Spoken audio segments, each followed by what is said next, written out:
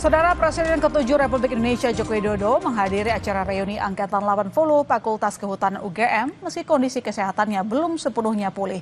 Jokowi menyebut kehadirannya dilakukan untuk meredam isu soal ijazah palsu miliknya. Ditemani sang istri Iriana, Jokowi hadir dalam acara reuni Fakultas Kehutanan UGM Angkatan 1980. Dalam acara, Jokowi menyatakan dirinya memaksa menghadiri reuni meski masih sakit. Di hadapan rekan-rekannya sambil berkelakar, Jokowi menyebut kehadirannya dilakukan karena khawatir jika tak hadir dalam acara ini, maka isu ijazah palsu dirinya semakin liar. Ini sebetulnya kondisinya belum 100%. Sudah 3 bulan masih dalam pemulihan, tetapi kemarin waktu di Pak Bambang datang enggak? Nanti kalau enggak datang tambah palsunya kemana?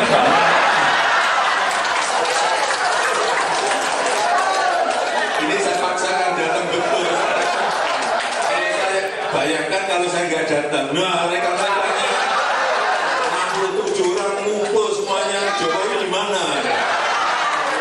Rame lagi nanti. Sejumlah rekan kuliah Presiden ke-7 Republik Indonesia Joko Widodo di Fakultas Kehutanan UGM menyatakan siap menjadi saksi di pengadilan untuk membuktikan keaslian ijazah Jokowi. Mereka bahkan menyebut telah memenuhi panggilan penyidik Polda Metro Jaya untuk dimintai keterangan terkait tuduhan ijazah palsu Jokowi. Artinya teman-teman siap menjadi saksi Pak Jokowi? Oh siap Pak, kita siap nih semua jadi saksi.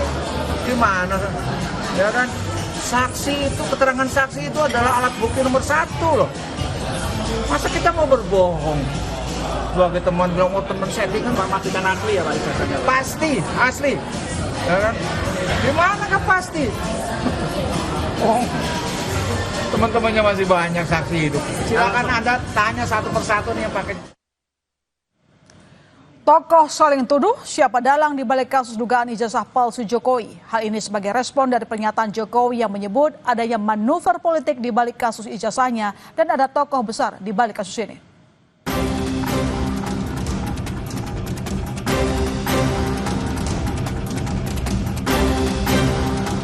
Ada yang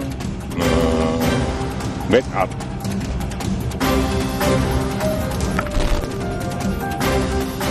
Presiden ke-7 RI Joko Widodo kembali menanggapi adanya dugaan agenda politik di balik kasus ijazahnya. Ia menduga Roy Suryo dan rekan-rekannya tidak bermain sendiri. Ada tokoh besar di balik isu ijazah palsu yang dituduhkan kepada dirinya. Saat ditanya siapa, Jokowi menjawab jika hal tersebut sudah diketahui banyak pihak. Ada agenda besar politik dalam tuduhan ijazah palsu maupun pemakzulan. Artinya memang ada orang besar, ada yang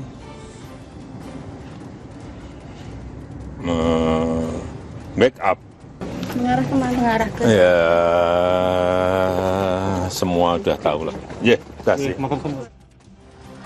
Menanggapi dugaan adanya orang besar di balik kasus ijazah Jokowi, Sekjen Pradi Bersatu Ade Darmawan memberikan sebuah clue. Ia menyebut tokoh politik itu berhubungan dengan pakaiannya yang berwarna biru.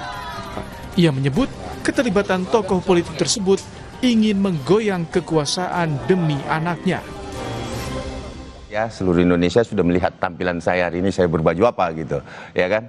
Nah, sisa men-challenge saja, mencari pemikiran sendiri, berpikir masyarakat sendiri. Bahwa siapa sih kira-kira dalangnya gitu loh. Nah, saat ini saya berbaju apa? Nah, itu mungkin salah satu clue yang bisa saya sampaikan. Mengenai dugaan tokoh besar dan agenda politik di balik kasus ijazah Jokowi, terlapor kasus dugaan pencemaran nama baik Jokowi, Roy Suryo, membantah keras dugaan adanya pihak atau tokoh politik di balik langkahnya mengungkap dugaan pemalsuan ijazah Jokowi.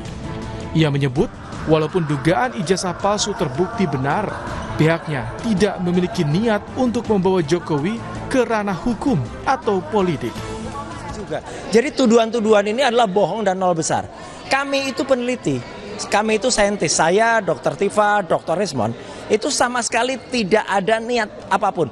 Bahkan kalaupun ya, kalau soal politik ya, kalaupun misalnya terbukti ijazah ini misalnya memang benar-benar palsu, dan insya Allah memang palsu karena buktinya sudah mengarah ke sana, skripsinya juga palsu. Tidak ada niat kami sedikit pun untuk memenjarakan atau mempidanakan orang yang punya ijazah. Itu urusan hukum. Artinya kami tidak berpikir politik sama sekali. Tim penyidik Polda Metro Jaya sudah menyita ijazah milik Presiden ke-7 Jokowi saat melakukan pemeriksaan di Polresta Solo hari Rabu lalu. Polisi masih melakukan serangkaian pendalaman terkait dugaan ijazah palsu Jokowi. Tim Liputan Kompas TV. Saudara, ribuan warga Kamboja mengungsi setelah terjadi konflik dengan Thailand di perbatasan kedua negara. Pemerintah Kamboja mengevakuasi sekitar 20.000 warga setelah terjadi saling serang antar kedua negara. Pengungsi terpaksa mendirikan tenda darurat di hutan agar terhindar dari serangan. Sengketa perbatasan menjadi pemicu saling serang kedua negara. Sementara itu, pemerintah Thailand mengevakuasi lebih dari 100.000 warga dari 4 provinsi yang berbatasan dengan Kamboja.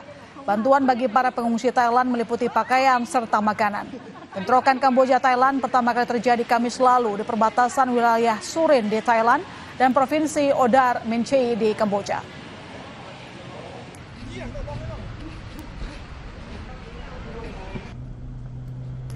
Juru bicara Kementerian Luar Negeri Indonesia, Roliansyah Sumirat, memastikan tidak ada warga negara Indonesia yang terdampak konflik Thailand-Kamboja.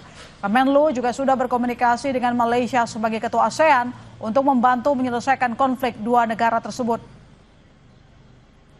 Bapak Menteri Luar Negeri kemarin sudah melakukan komunikasi dengan Menteri Luar Negeri Malaysia selaku ketua ASEAN tahun ini untuk menggali hal-hal yang dapat dilakukan bersama oleh ASEAN untuk dapat membantu kedua negara anggota ASEAN untuk menyelesaikan masalah ini dengan cara-cara yang dapat.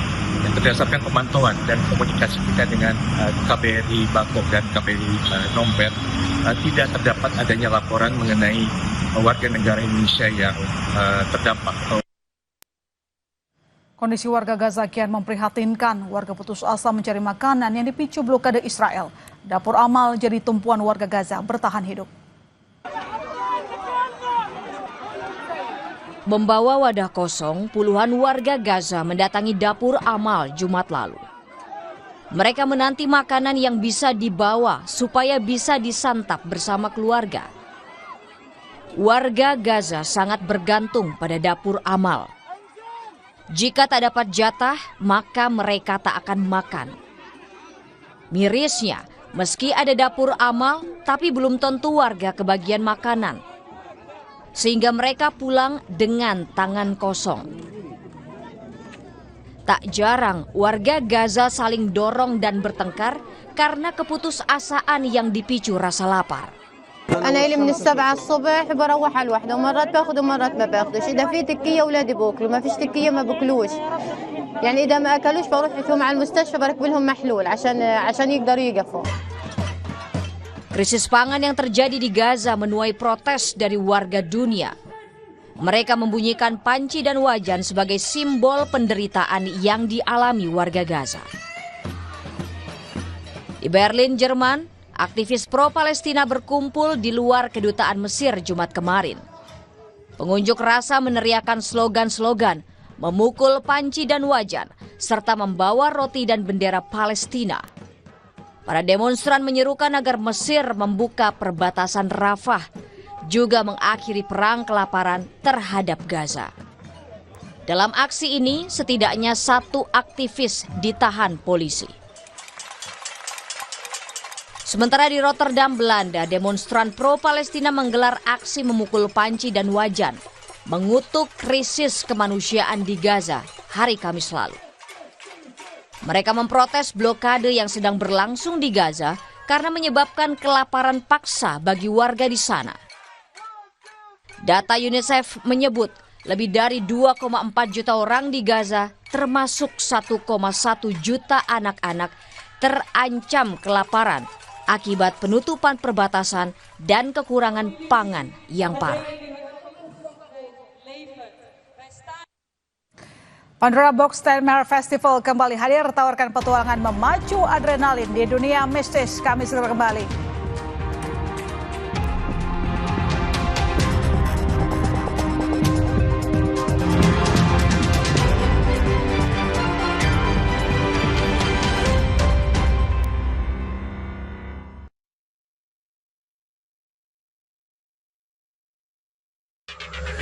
The original double capsule.